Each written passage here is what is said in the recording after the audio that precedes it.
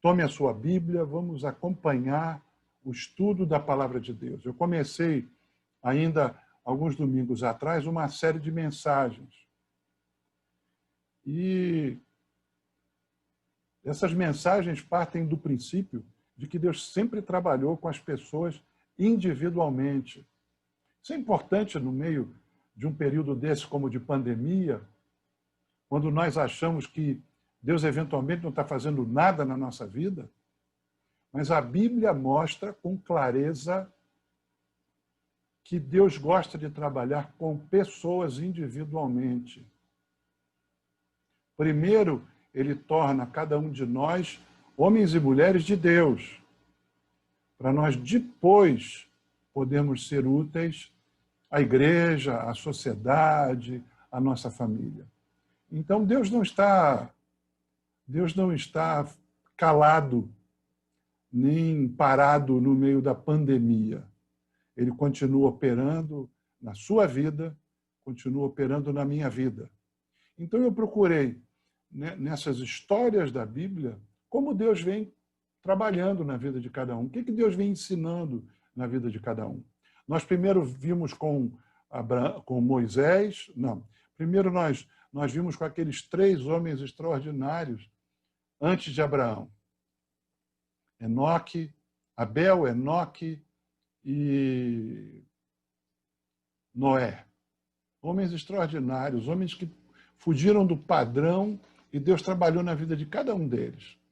Depois, na outra semana, nós trabalhamos a vida de Abraão.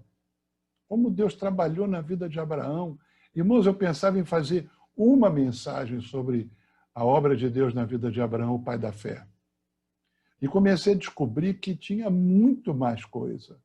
Então, a mensagem de hoje é uma continuação dessa mensagem da outra semana. E você pode encontrar tanto no YouTube essa mensagem, quanto no Face, quanto no nosso WhatsApp da igreja você tem essa mensagem que está no YouTube. Essa de hoje também a gente está gravando e a ideia é que ela esteja no YouTube mais adiante. Parece que Deus normalmente usa um padrão, eu quero repetir esse padrão, irmãos. Há um problema. Deus chama uma pessoa. E o que impressiona na Bíblia é que Deus chama uma pessoa. Deus não chama um grupo. Deus não trabalha com um grupo. Deus trabalha com uma pessoa. Você e eu e você, individualmente. Que Deus pode fazer com uma pessoa que se submeta a Ele e que o obedeça, não, é o que a Bíblia vai mostrando pouco a pouco. Tudo em nossas vidas é utilizado por Deus para nos preparar para a missão que Ele vai fazer conosco. Eu quero continuar com a história de Abraão. Nós, outra semana, vimos muita coisa sobre Abraão. Tem muito mais coisa. Por isso que ele é o pai da fé. Como Deus trabalhou com ele. Você se recorda que primeiro Abraão era um idólatra. Abraão não conhecia Deus. Abraão se converteu. E por isso ele é o pai da fé. Ele creu. Eu vou continuar os ensinos de Deus na vida de Abraão para a gente não se demorar muito. Primeiro, outra coisa que, e é uma continuação, Deus ensinou a Abraão que tudo na vida de um homem ou de uma mulher de fé tem que ter origem em Deus. Deus sustentou Abraão em todo o tempo da sua jornada de 2.000 quilômetros de Ur à Terra Prometida. Como eu falei, isso é a distância daqui até Belém. E eu conheço, eu morei em Belém, morei em Manaus. É uma senhora distância, de avião dão 4 horas. Foram 2.000 quilômetros. Mas eu acho que o ensino de Deus na vida de Abraão se torna mais claro quando os irmãos vão lembrar do texto bíblico. Ló foi se dirigindo para Sodoma e Gomorra, e aí há uma guerra. entre os reis lá da Mesopotâmia, e eles vêm e destroem Sodoma e Gomorra, tomam todas as pessoas e os bens, e Abraão tem a notícia que o seu sobrinho também foi feito refém. E ele vai andar um bocado atrás desses reis e ganha desses reis. Traz tudo de volta. Traz as pessoas, traz os bens.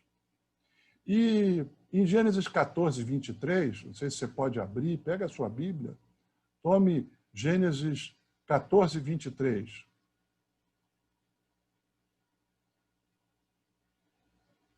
O rei de Sodoma oferece todos os bens que Abraão tinha conquistado para Abraão. Você pode ficar com os bens. Mas Abraão responde o seguinte, olha só, juro pelo Senhor, o Deus Altíssimo, que criou os céus e a terra, que nada tomarei de tudo que é seu. Nem um fio, nem uma correia de sandália, para que você não diga, fui eu que enriqueci Abraão. Ah, irmãos, isso é um ensino. Abraão tinha finalmente entendido o principal ensino de Deus sobre, que eu já falei de obediência e tudo, eu vou falar mais sobre isso, mas todos os líderes na obra de Deus precisaríamos passar por isso. Hoje de manhã, na EBD, nós comentamos muito sobre isso. Abraão foi tentado a beneficiar-se do ministério.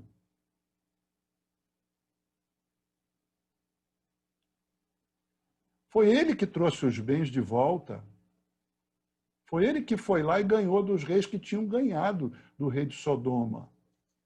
E o rei de Sodoma diz, é tudo teu, você que conquistou. Não, não, não, não, isso é teu. Eu fui conquistar de volta para você. Abraão está dizendo, quem vai me dar recurso ou não é Deus. Eu dependo de Deus. Eu não vou enriquecer pelo ministério.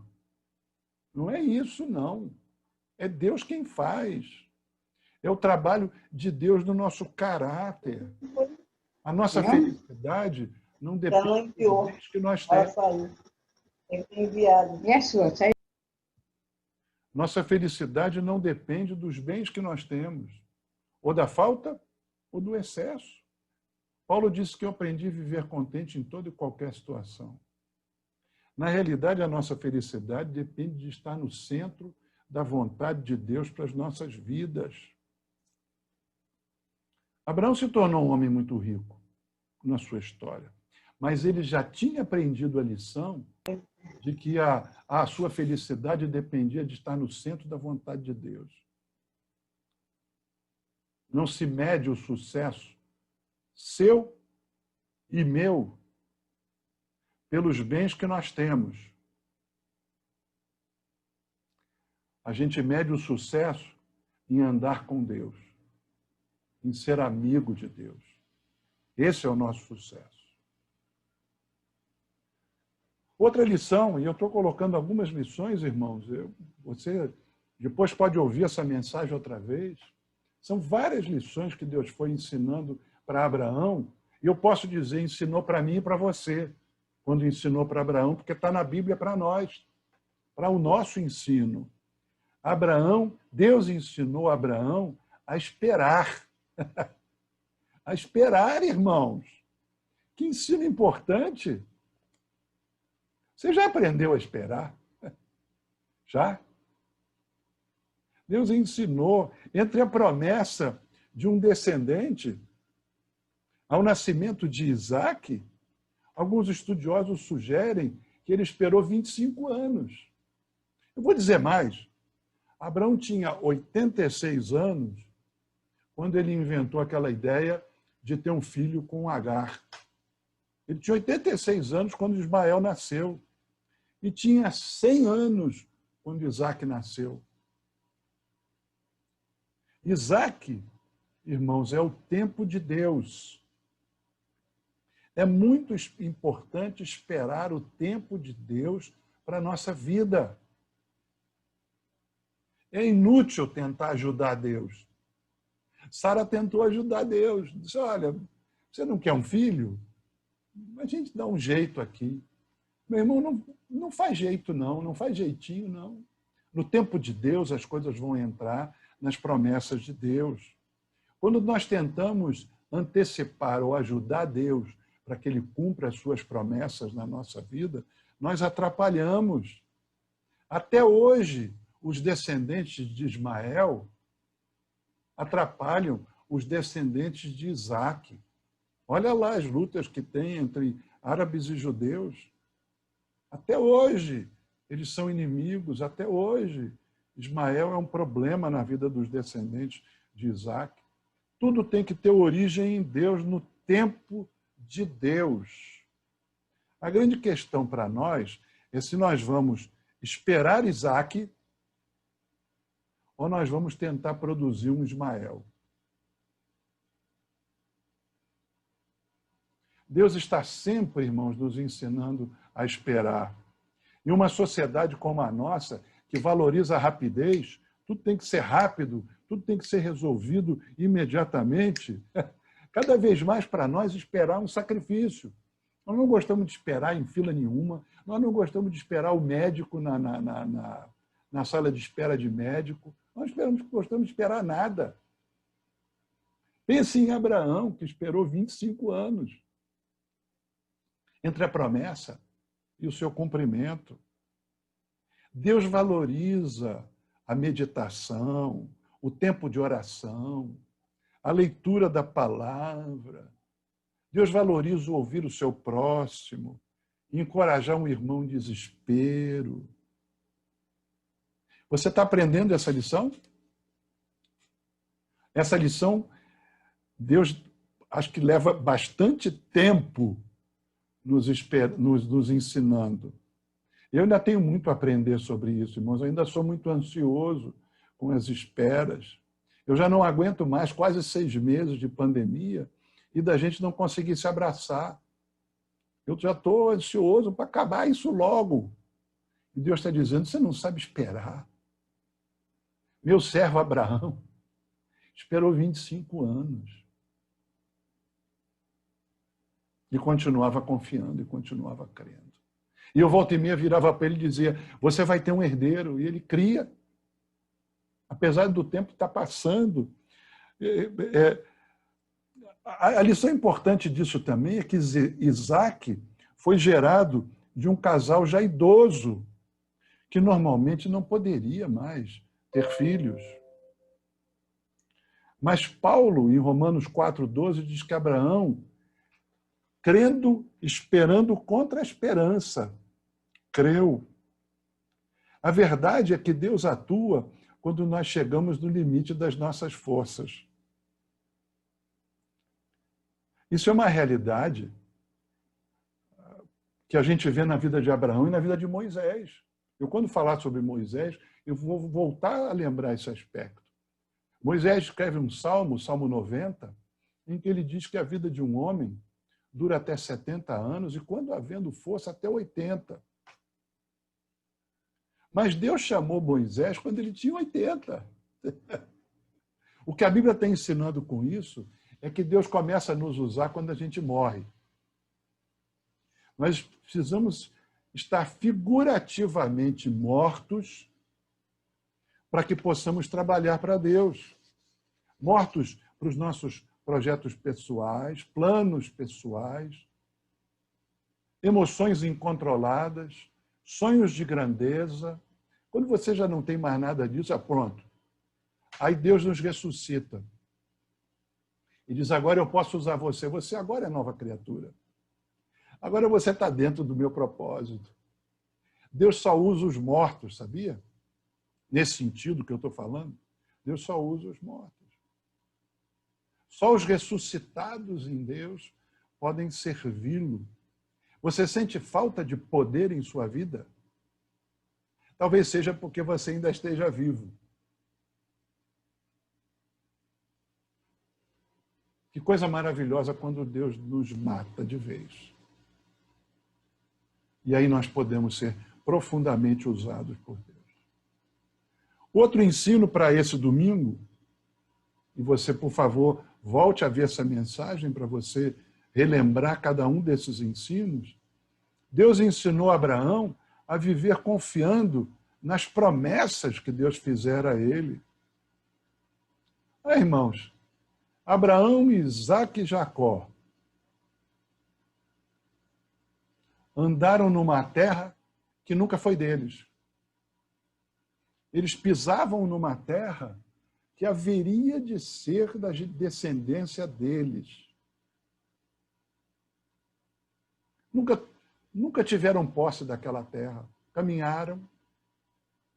Abraão compra uma sepultura para Sara, mas não tem nada.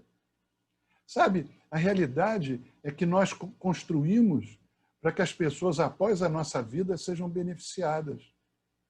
Nem sempre nós comemos do fruto que nós plantamos. Quando eu era jovem, disseram que você realiza a sua vida quando você escreve um livro, você tem um filho e você planta uma árvore. Eu plantei uma árvore. Até lá, eu acho que a árvore está lá na casa que eu tive, lá em Manaus, porque eu não comi do fruto. Nós construímos coisas.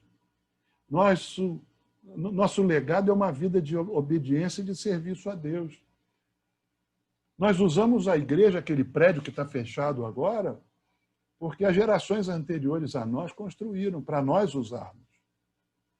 E nós construímos para que os nossos filhos e os nossos netos usem.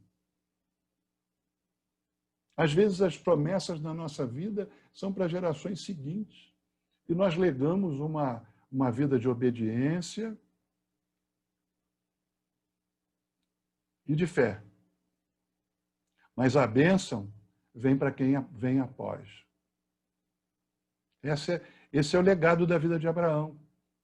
Abraão é referência para nós de alguém que nunca viu as promessas serem concretizadas, mas ele viveu crendo, e é o pai da fé. Deus já te ensinou essa lição? Ou você ainda espera resolver tudo nessa vida? Você vai fazer o que você puder, depois vai para a glória. E os filhos e os netos, os que se seguem na igreja, as gerações que virão mais adiante, vão usar. Outra lição, irmãos, outra lição. Hoje tem um bocado de lição aqui. Eu não vou, talvez, conseguir chegar ao final. Se necessário, a gente vai ver outra semana de Abraão, mas vamos lá. Outra coisa, Deus ensinou Abraão a olhar para um Salvador, quando ele deu a ordem para sacrificar Isaque. Essa é uma lição, irmãos, muito importante, muito importante. Cada uma delas são importantes, mas guarda essa. Abraão tinha o filho prometido. Finalmente, com 100 anos, Sara com 90, eles geraram Isaque. Era o filho prometido. Quando Abraão olhava para Isaque, Abraão tinha certeza da bênção de Deus. Antes ele era só, ele cria, Deus vai fazer. Agora, quando ele olhava Isaque crescendo e se tornando já um menino, já grande, talvez com 13, 14 anos, talvez, adolescente, ele olhava para Isaque e dizia, Deus me deu, Deus me deu, Deus me deu, olha só que coisa tremenda. Sabe, muitas vezes nós olhamos para o serviço que já fizemos no reino e no evangelho e pensamos, puxa, olha só quanto eu já fiz. Deus olha para tudo que eu já fiz e com certeza eu vou para o céu. Muitos afirmam, eu sou salvo porque a minha fé é muito forte. Mas sabe, irmãos, o sacrifício de Isaque nos mostra que nós temos que sacrificar as nossas certezas. Nós confiamos em nossa confiança nas nossas certezas. Vou repetir a frase para você guardar isso. Infelizmente, nós confiamos na nossa confiança em nossas certezas. Eu sinto muito, eu vou destruir as suas certezas agora. Eu vou sacrificar as suas certezas agora. Você não está salvo porque tem fé ou experiências com Deus, mesmo que elas sejam maravilhosas. Você está salvo porque Deus te amou. É por isso que você está salvo, porque Deus te amou. A gente confia na nossa fé. Eu confio no Deus da minha fé. Nossa confiança não pode estar no que a gente já fez. Isso tudo é Isaac. Deus nos deu. É fruto da fé contra a esperança de Abraão. Nossos trabalhos, nossa fé, nossa alegria, nosso casamento, a cura de enfermidades, são presentes de Deus para nós. Observe que Deus não retira de nós esses Isaques. Nós é que temos que sacrificar. Nós é que temos que reconhecer que Deus é muito maior que tudo isso. No final do Monte Moriá, Abraão desceu com Deus. Para ele, Isaque estava morto e estava ressuscitado por Deus. Ele foi o ressuscitado que cumpriu as promessas de Deus a Abraão. Queria que você guardasse essa frase, quando você ouvir novamente no YouTube, você anotasse essa frase. Nós só podemos ser de utilidade para Deus quando nós sacrificamos no altar nossos presentes divinos e confiamos só no amor e na graça de Deus. Vou repetir a frase. Nós só podemos ser de utilidade para Deus quando nós sacrificamos no altar nossos presentes divinos e confiamos só no amor e na graça de Deus. Você já fez isso? Você já fez isso? Como nós confiamos em nós mesmos? Tem mais uma lição, eu não sei quanto tempo eu vou caminhar, mas eu queria que a gente meditasse sobre Abraão. Mas acho que tem tanta coisa na vida de Abraão que a gente... Outro ensino que Deus faz com Abraão é o poder da intercessão.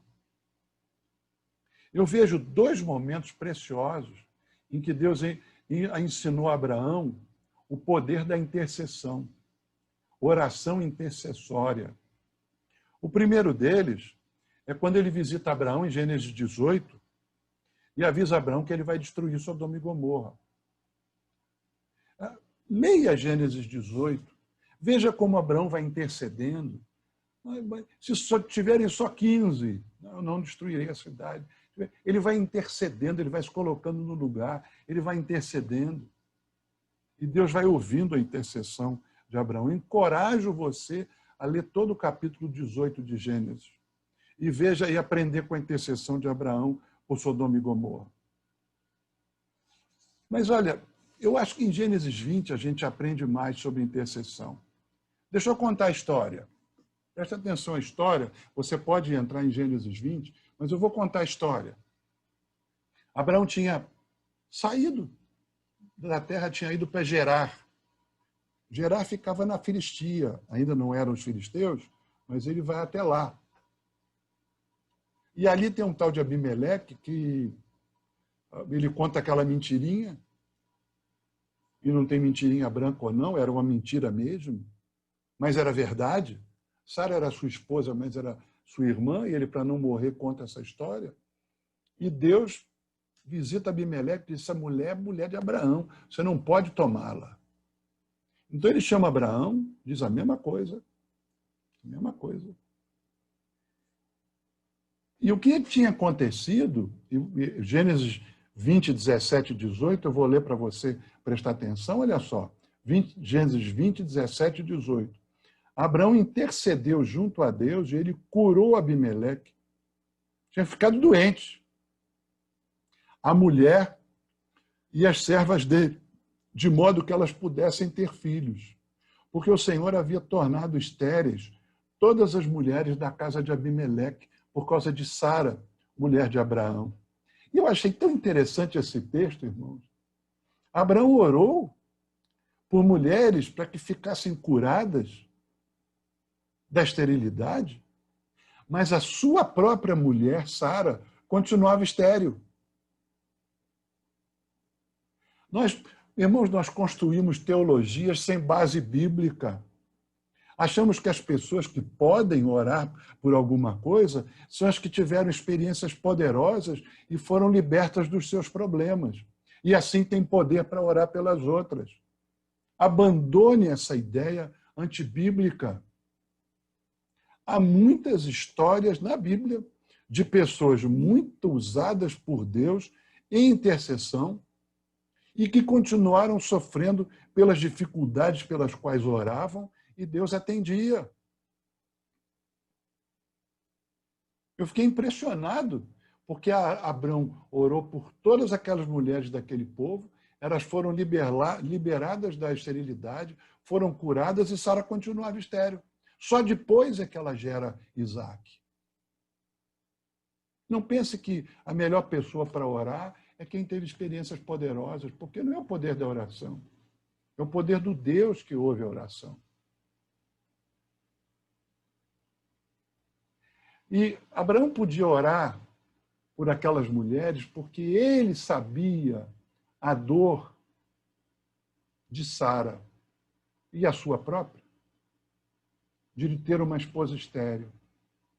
Ele podia ter compaixão daquelas mulheres. E a compaixão é a verdadeira base da intercessão. Eu só consigo me interceder por alguém quando eu sinto a dor daquela pessoa. Quando eu sinto como aquela pessoa está sofrendo, eu sinto eu mesmo essa dor. Então eu me coloco no lugar, eu intercedo. Essa é a sabedoria da oração intercessória.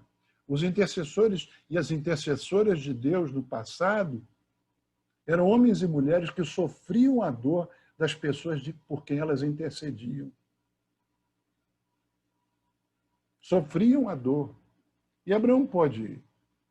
Mesmo que você tenha as mesmas dificuldades das pessoas por quem você intercede, meu irmão, minha irmã, olhe bem a frase, mesmo que você tenha a mesma dificuldade, puxa, eu estou orando por aquela irmã, mas eu tenho o mesmo problema. Continue, não desanime. Seja como Abraão.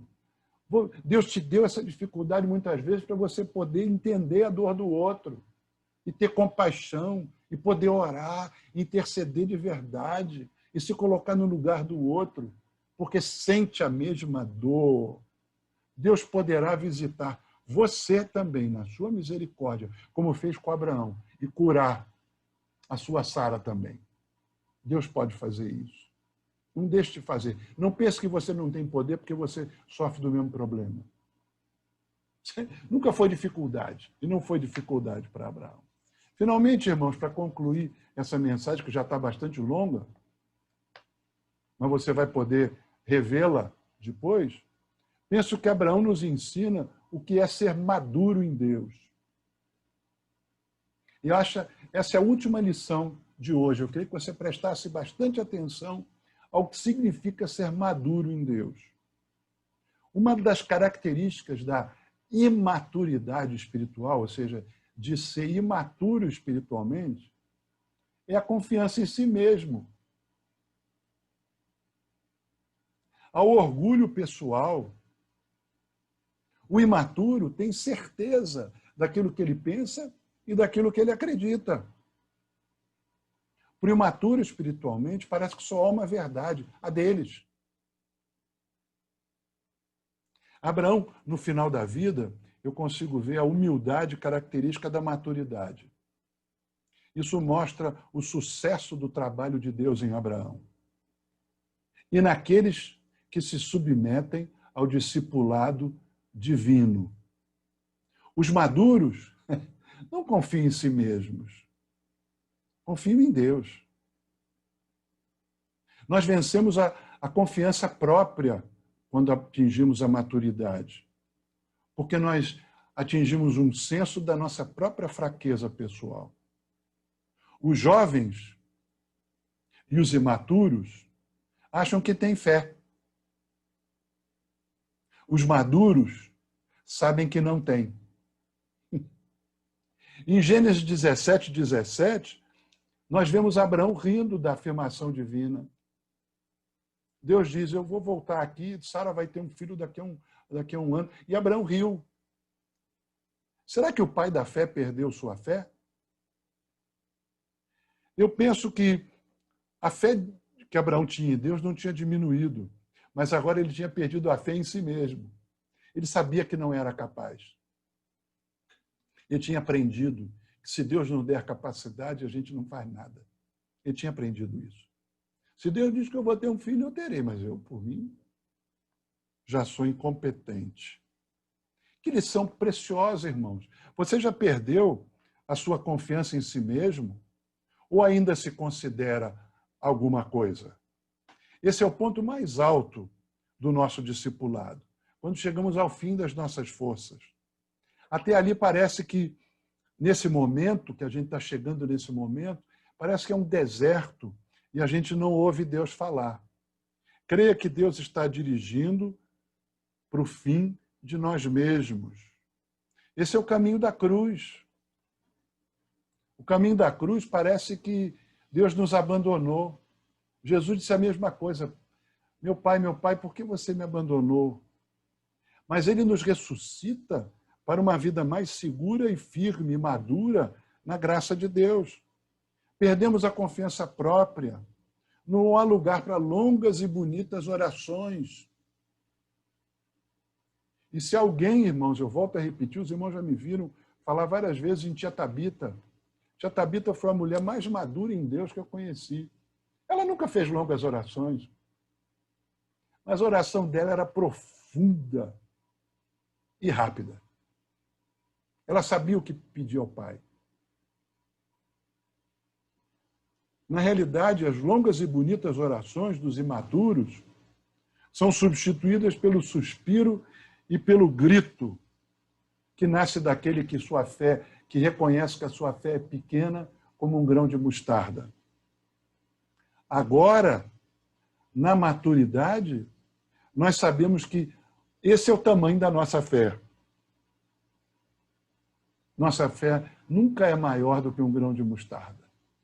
Mas o poder que recebemos de Deus não nasce da minha fé, mas no poder de um Deus que move as montanhas.